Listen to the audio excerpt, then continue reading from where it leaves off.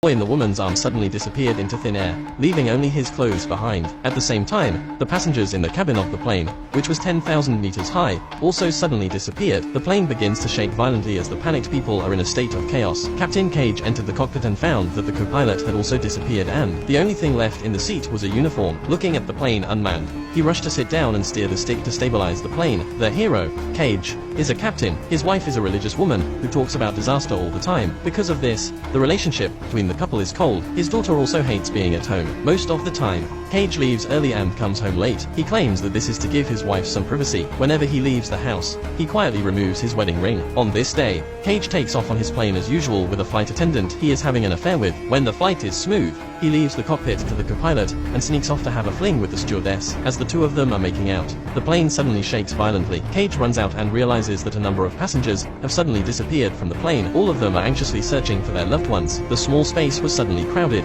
and only one male reporter seemed to be in a stable mood.